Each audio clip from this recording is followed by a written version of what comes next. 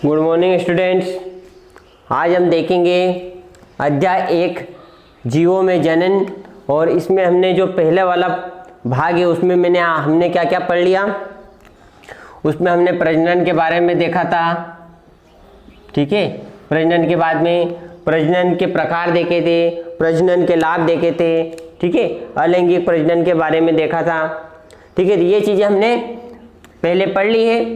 आज हम देखेंगे, हमने ये भी देखा था प्रजनन कितने प्रकार का होता है, जिसकी चर्चा हमारी पहले हो गई। प्रजनन 2 प्रकार का होता है। तो मैंने आपको बोला था कि लैंगिक प्रजनन तो हम अगले अध्याय में देखेंगे, लेकिन इस अध्याय में हम क्या देखेंगे, अलैंगिक प्रजनन के प्रकार। क्या देखेंगे, अलैंगिक प्रजनन के प्रकार। अब अलैंगिक प्रजनन कितने प्रकार का होता है, ठीक है। तो हमने देखा था कि अलैंगिक प्रजनन भी कई प्रकार का होगा। मैंने आपको पहले भी बताया था क्यों होगा, क्योंकि आपको पता है कि इस प्रकृति में, इस पृथ्वी पर बहुत सारे जीव हैं। हर जीव एक जैसा प्रजनन नहीं करेगा, उसमें कुछ न कुछ अंतर होगा। तो इस कारण बहुत सारे जीव होने के कारण प्रजनन की विधियां भी अलग अलग होगी। तो इसलिए अलैंगिक प्रजनन में भी बहुत सारी विधियां आएगी जिनके द्वारा जीव प्रजनन करते हैं, यानी अलैंगिक जनन भी कई प्रकार का होगा। पहले हमारी चर्चा हुई कि अलैंगिक जनन प्रजनन क्या है। तो अलैंगिक प्रजनन में एक जीव ही भाग लेता है, हमने देखा था। इसमें अर्धसूत्री विभाजन नहीं होता है, यानी किसी विशेष प्रकार की जनन कोशिकाओं का निर्माण नहीं होता है, ठीक है। तो समसूत्री विभाजन द्वारा ही इसमें प्रजनन होता है, किसमें, अलैंगिक प्रजनन में। तो अलैंगिक प्रजनन के भी कई प्रकार हैं, हम देखेंगे कौन कौन से प्रकार है।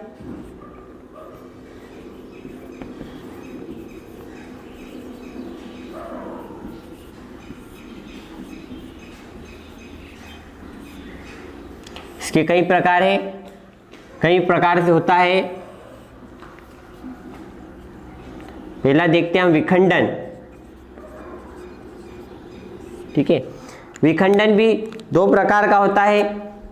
एक होता है आपका द्विखंडन, इसमें आपके जो ऑर्गेनिजम्स आएंगे, जो जीव आएंगे, वो है आपका अमीबा, पैरामीशियम, यूग्लिना,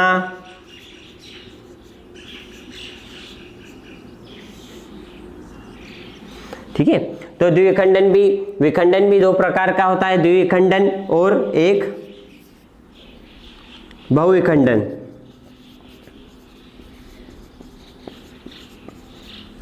बहुविखंडन में आपका प्लाज्मोडियम किसमें पाया जाता है, प्लाज्मोडियम में, ठीक है। तो बहुविखंडन आज का प्लाज्मोडियम में और भी ऑर्गेनिजम्स हैं। उसके अलावा द्विखंडन के अलावा मुकुलन, ये भी अलैंगिक जनन की विधि है। मुकुलन में आपका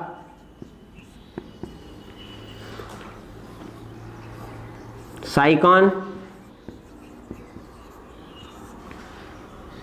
ठीक है। मुकुलन के अलावा और भी है,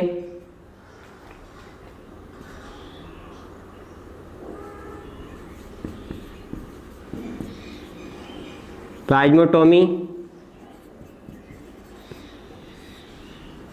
इसमें ऑर्गेनिज्म से आपका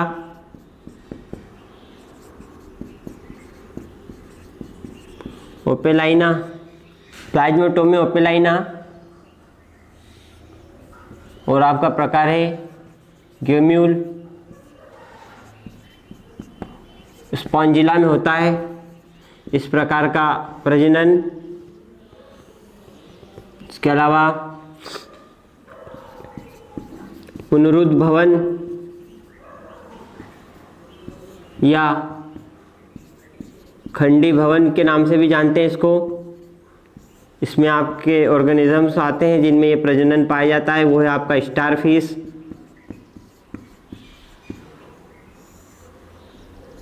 और हाइड्रा।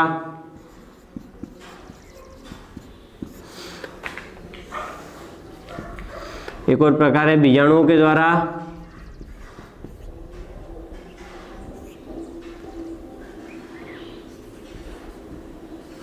बीजाणु निर्माण द्वारा भी प्रजनन होता है। कोनिडिया में स्पोर फॉर्मेशन होते हैं, है ना। उदाहरण में आपका क्लेमाइडोमोनास,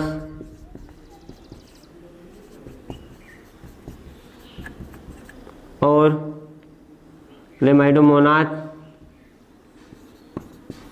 पेनिसिलियम। इस प्रकार से, और भी यहाँ पर एक प्लेनेरिया, ठीक है, या प्लेनेरिया में यहाँ भी होता है, द्विखंडन भी होता है उसमें, प्लेनेरिया। तो इस टाइप से ये जो है अलैंगिक प्रजनन आपका कई प्रकार से होता है, विखंडन, मुकुलन, प्लाज्मोटोमी, गेम्यूल, पुनरुद्भवन या खंडी भवन या बीजाणु निर्माण द्वारा। तो अलैंगिक जनन में कई प्रकार से हैं, इतनी विधियां हैं, इनके द्वारा होता है। अब हम इसमें पढ़ेंगे कौन सी विधि, विखंडन। क्या पढ़ेंगे, पहले विखंडन, ठीक है। विखंडन में किस प्रकार से जो है नए जीव का निर्माण होता है, एक जीव से किस प्रकार से नया जीव बनता है, ये देखेंगे हम। हाँ, हम देखेंगे विखंडन, पहली विधि। विखंडन विधि में क्या है कि इस विधि द्वारा अलैंगिक प्रजनन एक कोशिकीय जीवों में होता है, ठीक है। एक कोशिकीय जीव जिनके अंदर एक कोशिका होती है, उनके अंदर होता है, और उनमें एक जीव या कोशिका एक या एक से अधिक टुकड़ों में विभाजित हो जाता है, और प्रत्येक टुकड़ा विकसित होकर नया जीव बनाता है। एक कोशिकीय जीवों में होती है, जीव टूट जाता है और एक या एक से अधिक टुकड़े उसके हो जाते हैं, और प्रत्येक टुकड़ा विकसित होकर एक नए जीव का निर्माण करता है, इसमें विखंडन में, ठीक है। उसके बाद विखंडन का यदि हम देखें तो विखंडन कितने प्रकार के हैं, 2 प्रकार के, या 2 प्रकार का होता है, ठीक है। एक आपका कौन सा, द्विविखंडन। द्विविखंडन जैसे नाम से द्विविखंडन यानी 2 टुकड़ों में टूट जाएगा, है ना। द्विविखंडन में इस विधि में विभाजित होने वाले जीव के बीच में खांच बन जाती है।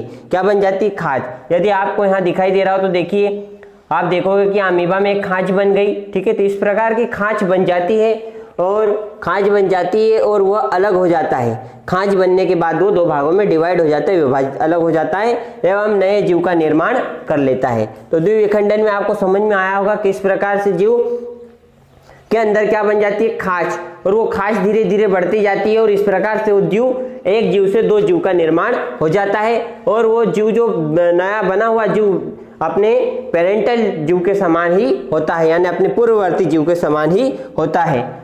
उसके अलावा द्विविखंडन भी कई प्रकार का होता है। यदि विभाजन तल के आधार पर हम देखें तो यह निम्न प्रकार का है। विभाजन तल के आधार पर देखें हम तो पहला जो प्रकार आता है सरल अनियमित द्विविखंडन।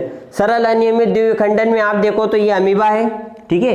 ये अमीबा जो है इसमें खांच बन गई, खांच बन जाने, सरल अनियमित विखंडन में क्या होता है कि कहीं से भी उसका विखंडन हो सकता है, कहीं से भी वो टूट सकता है, ठीक है। तो ये अमीबा है, कहीं से भी टूट सकता है।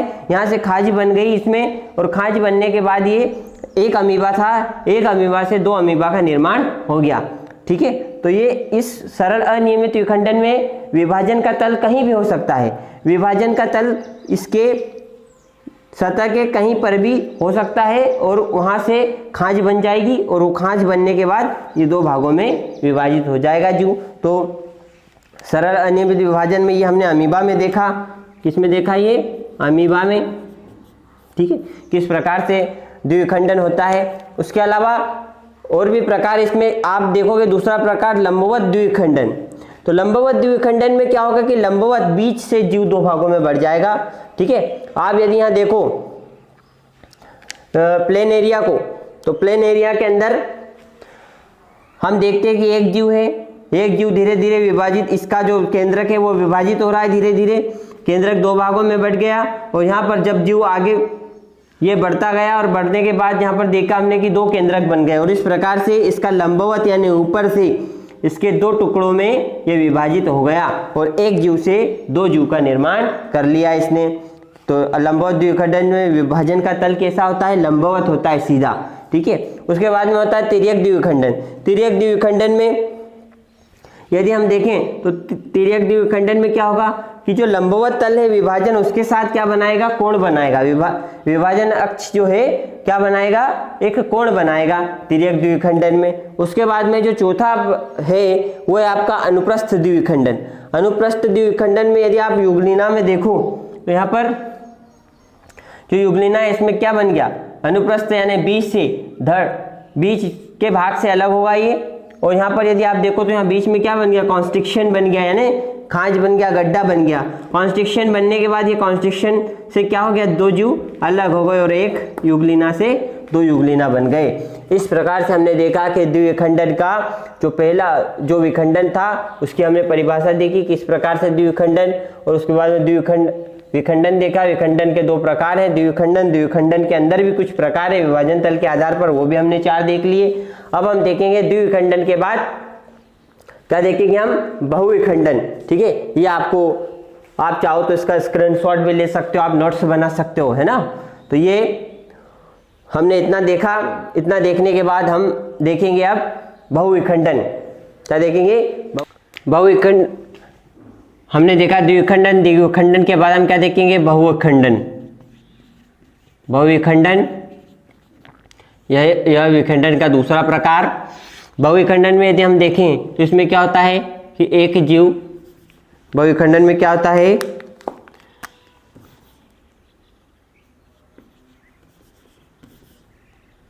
इस प्रकार के अलैंगिक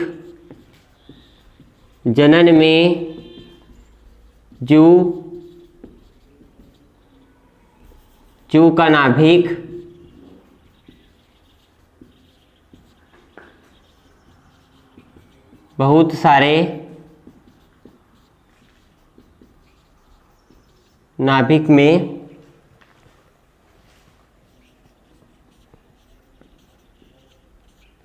बहुत सारे नाभिक में टूट जाता है तथा प्रत्येक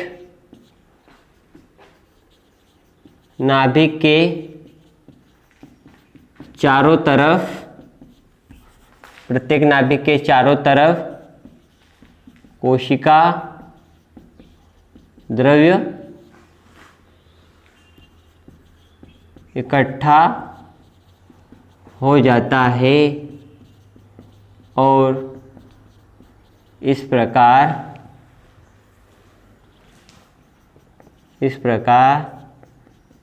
एक जीव से कई सूक्ष्म जीव बन जाते हैं। किसमें होता है, देखते हैं हम प्लाज्मोडियम में। किसमें होता है, प्लाज्मोडियम। ठीक है, उसके अलावा अमीबा में भी होता है, ये पाया जाता है, बहुविखंडन भी पाया जाता है अमीबा। प्लाज्मोडियम में यदि हम देखें तो एक नाभिक रहता है। ठीक है, ये नाभिक बहुत सारे नाभिक में बदल जाता है, बहुत सारे नाभिक, और इन नाभिकों के चारों तरफ कोशिका द्रव इकट्ठा होने लगता है और कोशिका द्रव इकट्ठा हो जाने के बाद फिर ये अलग हो जाते हैं।